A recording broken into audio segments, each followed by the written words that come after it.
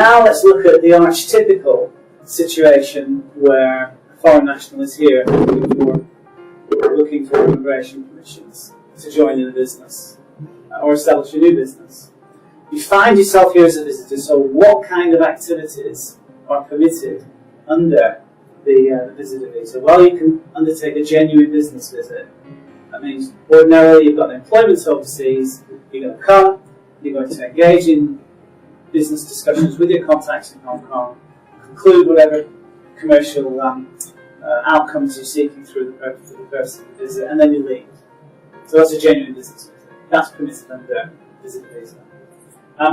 If you are planning to move here for business or for employment, you can engage in pre-relocation activities, such as basically preparing the ground for all the good stuff that you're going to do subsequently once you get your full visa permissions to either take up employment or join in a business. But you can't assume any of the job-related duties under an employment visa. And conceptually, you can't actively engage in business activities under your new enterprise until the consent of the immigration department is approved. So conceptually, as a visitor, you can't do it. But I'm going to explain to you in a slide or two later how the immigration department deal with this conundrum and how we find that, in actual fact, if you have an application for a business investment visa in the system, it's quite okay to engage in activities that relate to your business even before the immigration department grants you the approval. But I'll explain that when we get around at that point. Okay.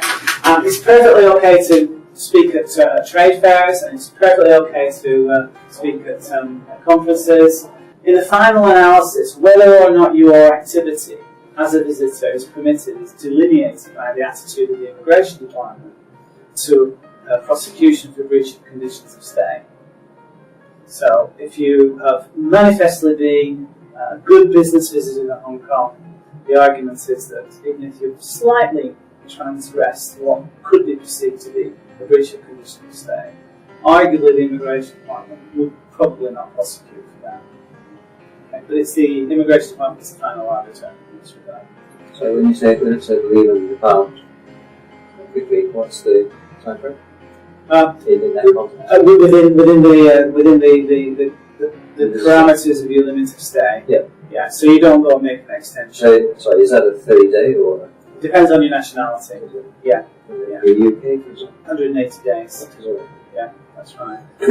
Most European, North American jurisdictions get 90 days. And that's right, if you're New Zealand, for example. 90 days, same as Australians. Yeah.